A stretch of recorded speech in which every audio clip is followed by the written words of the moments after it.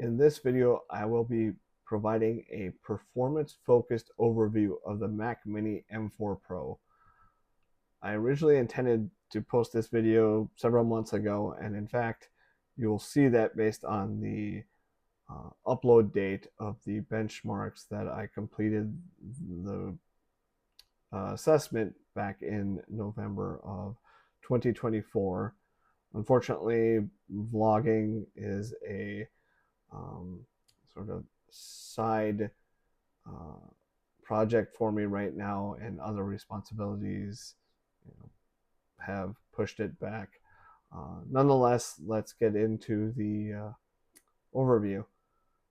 As you can see, this is the configuration I have, and of course we'll be testing or have tested. It is the M4 Pro 14-core CPU, 20-core GPU configuration with 48 gigabytes of RAM and 2 terabytes of storage. I know people are going to say I overpaid, yada, yada, yada. I guess make your comments.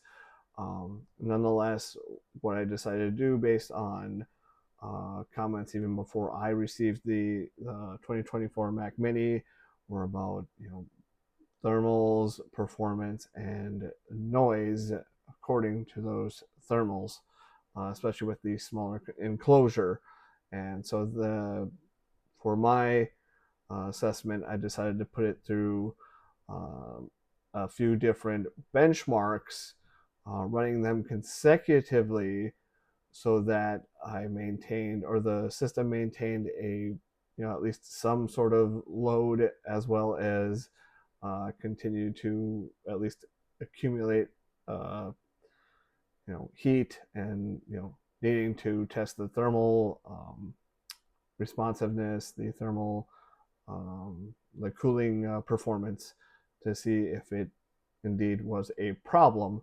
And as you'll see going forward, first I'll show the benchmark results, and then we'll go through some charts and graphs, as well as some other information, and I'll put them in the order that I performed the tests.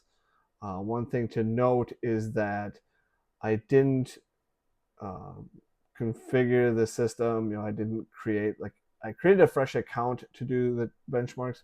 However, I had my other account, I believe my personal account, logged in as well. And so some of these will indeed not be the absolute best of the best performance numbers. It's not meant to be that. Plenty of other content creators, influencers will have that information for you if you really want to find it, as well as tech publications probably have their own plenty of their own test results for that. But they're not far off. It's just you may see some few percentage point drops, but that's not what I was going for in this. Again, primarily it was to address, again, any kind of thermal throttling, or actually any kind of degraded performance over time due to the newer design of the Mac Mini, and the increased performance of the M4 Pro.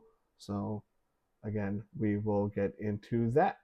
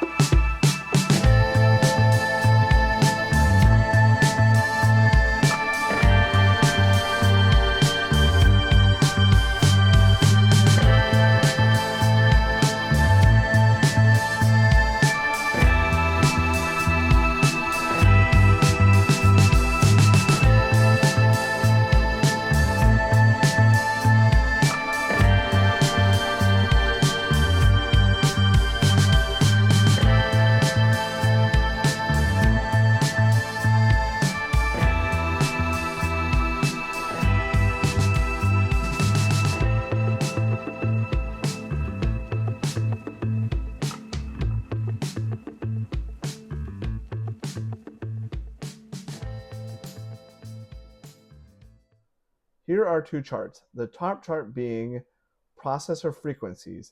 The blue and green lines are for the performance cores. The orange line is for efficiency cores, and the purple tracking GPU cores. The bottom chart is a line graph of power consumption with blue for CPU, purple again for GPU, red for the NPU or Apple's neural engine, and yellow is the combined power consumption of all three. In a lighter workload, such as a single thread task, the performance cores ran at about 4 gigahertz to 4.3 gigahertz, with the efficiency cores hanging around 1.1 to 1.5 gigahertz. In a full load or a high load situation, the performance cores targeted about 3.6 gigahertz, and the efficiency cores at about 2.6 gigahertz. The peak power consumption for the CPU, GPU, and neural engine topped out at about 39 watts. I decided to perform the same assessment on my 16-inch MacBook Pro 2021 model with M1 Pro SoC. And there's some interesting differences here. Foremost, I'll just make a note that the single core performance CPU targets were about 3.2 gigahertz for the performance cores and 1 gigahertz for the efficiency cores, whereas the full load all core workload had the cores targeted, or the performance cores targeting about 3 gigahertz and the efficiency cores at about 2 gigahertz. But there's some other interesting, again, differences versus the M4 Pro that I noticed, mostly in regard to efficiency, or rather energy savings. And as you can see on the chart, one of the things that differs from the M4 Pro, which when you look at the blue and green lines, they pretty much match up. They try to hit the same target frequency. But yet when we go back to the M1 Pro, if 4 or less threads are being utilized or being dealt with, the second cluster, the second performance core cluster, basically sits at idle. And I don't know if this is why, but if you look at the bottom chart, with the blue line being the CPU power consumption, you'll see that technically it does better at idle, much better at idle, or notably better at idle than the M4 Pro. Again, I don't know if that's because of the frequency handling. Like I said, if you go back to the M4 Pro, as I said, everything kind of, like I said, tries to line up, tries to synchronize better or more often than with the M1. And I actually kind of like this idea, but or the idea of the M1 like throttling back or dialing back when it doesn't need all that extra performance. But I can see why Apple might have had a reason to sort of synchronize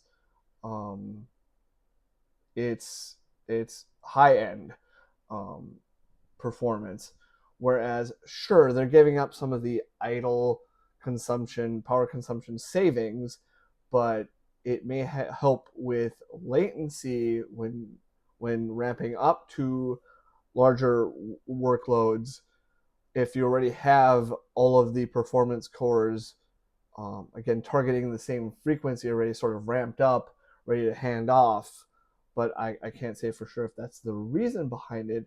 I just thought that was kind of interesting when you again compare the two, the original essentially M1 generation to the most recent.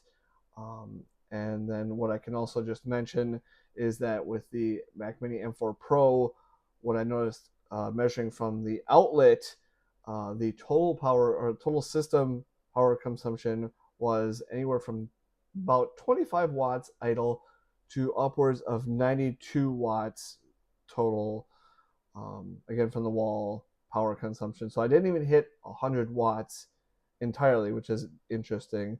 Again, I just felt like it was fascinating to see these sort of, again, how Apple changed their again the way they ramp CPU cores to um, again how they decided on how they wanted to manage power consumption.